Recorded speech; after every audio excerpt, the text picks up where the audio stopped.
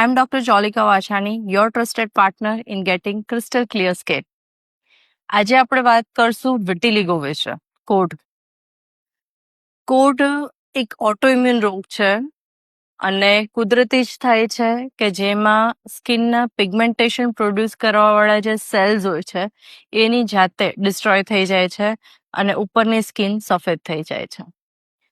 સો આ રોગ વિશે ઘણી બધી મિસઅન્ડરસ્ટેન્ડિંગ અને મિથ માન્યતાઓ પ્રચલિત છે જે આજે આપણે વન બાય વન બ્રેક કરશું.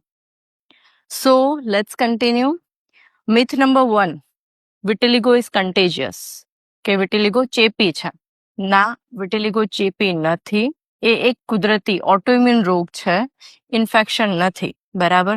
અને ઇન્ફેક્શન નથી એટલે એક પર્સનમાંથી કે જે ડિઝીઝ હોય છે ને એનાથી બીજાને ચેપ લાગતો નથી. બીજું, vitiligo is related to leprosy or the skin cancer, કે વિટિલિગોથી સ્કિનનું કેન્સર થાય છે. ના, એવું બિલકુલ નથી. બરાબર.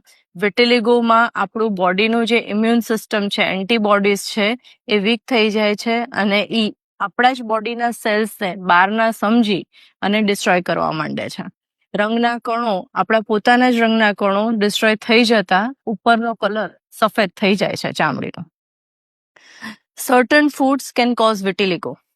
ના, કોઈ પણ જાતના ફૂડથી, ખોરાકથી કોઢ નીકળતો નથી.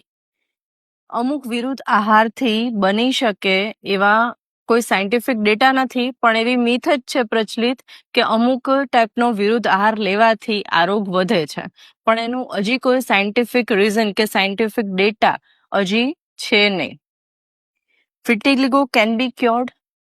હા, વિટિલિગો ક્યોર થઈ શકે છે, સંપૂર્ણપણે એ કંટ્રોલમાં આવી શકે છે. કોઢના જે બી રંગના પેચીસ, જે સફેદ ચામડી થઈ ગઈ છે, એના માટે સારવાર થઈ શકે છે. એના માટે મેડિકેશન, દવાઓ પણ હોય છે, લગાવવા માટેની ટ્યુબ્સ હોય છે.